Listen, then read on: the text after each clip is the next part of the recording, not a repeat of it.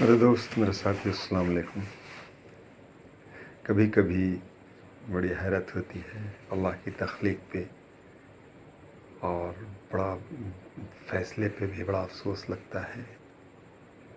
آج عجیب سانحہ ہوا ہماری بستی میں کہ دو ایسی شخصیت دنیا سے کوچ کر گئی، اپنے مالک حقیقی سے جا ملی، اللہ رب العزت کے مہمان خانے میں شامل ہو گئی۔ مجھے غالب امید ہے کہ جس طرح سے دونوں حضرات کو میں نے غسل دیا، کفن دیا اور قبر میں اترا، ان کے چہرے کو دیکھ کر، اس نورانیت چہرے کو دیکھ کر اور نور سے لبریز چہرے کو دیکھ کر ایسا لگتا ہے کہ اللہ بے انتہا ان سے راضی ہے، اللہ بے انتہا ان سے خوش ہے۔ نمازیوں کی تعداد کو دیکھ کر، جنازے کے ساتھ جائے ہوئے لوگوں کو دیکھ کر، اس میں ایک ہمارے مجیب ماموں تھے اور ایک ہمارے مانو خاں تھے۔ دونوں کے گود میں پلا، دونوں کو گود میں بڑا ہوا، دونوں کے سامنے ہنسنا سیکھا، دونوں کے سامنے چلنا سیکھا، دونوں کے سامنے اپنی زندگی کے اتار چڑھاؤ کو دیکھا۔ خصوصاً مانو ماموں نے ایسی تربیت ہم لوگوں کی، ایسے پڑوس میں رہ کر احساس نہیں ہونے دیتے تھے کہ دور کے رشتہ دار ہیں، احساس نہیں ہونے دیتے تھے کہ ہم الگ ہیں۔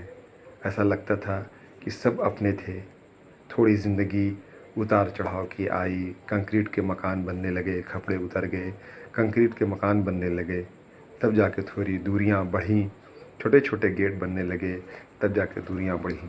لیکن اس کے بعد بھی جب یہ آدمی باہر ملتا تھا، مانو ماموں جب بھی باہر ملتے تھے، جو ان کے پوچھنے کا انداز ہوتا تھا کہ دانش ابا کیسے ہیں، جب ملے پہلا سوال ہوتا تھا کہ دانش ابا کیسے ہیں، خیریت بتاؤ ابا کی، صلاح الدین بھیا کی خیریت بتاؤ۔ یہ جو صلاح الدین بھیا کہتے تھے، ایسا لگتا تھا کوئی سگا اپنا ان کا، کوئی سگا اپنا چھوٹا بھائی پوچھ رہا ہے کہ صلاح الدین بھیا کیسے ہیں۔ تو آج وہ الفاظ جو میرے بابا کی خیریت پوچھتا تھا، آج وہ انداز جس کے سامنے میں ہنسا، میں بولا، میں نے بولنا سیکھا، چلنا سیکھا، آج دنیا سے وہ شخصیت، وہ صلاحیت رخصت ہو گئی۔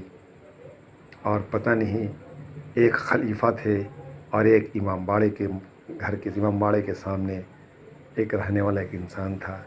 دونوں کی زندگی نے ایسا آج سناٹا کر دیا بستی کو، دونوں کے جانے کا آج ایک ایسا اثر ہوا ہے بستی میں کہ ہماری بھی کچھ حالت ایسی ہو رہی ہے کہ بس لگتا ہے کہ بیٹھ کے کچھ دیر رو لوں۔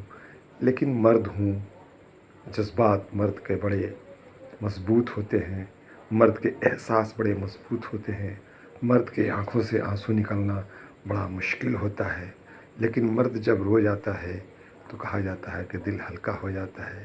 لیکن ایک ایسی ذمہ داری بابا کی، ایک ایسی ذمہ داری ہمارے پر ہے کہ نہ ہنسنے میں بنتا ہے، نہ رونے میں بنتا ہے، بس مسکراتا اس لیے ہوں باپ خوش رہے، مسکراتا اس لیے ہوں کہ باپ کو یہ نہ لگے کہ میرا بچہ پریشان ہے، میرا بچہ ٹوٹ رہا ہے، میرے بچے پہ ایسی اثر ہے، دو موت کا اثر ہے۔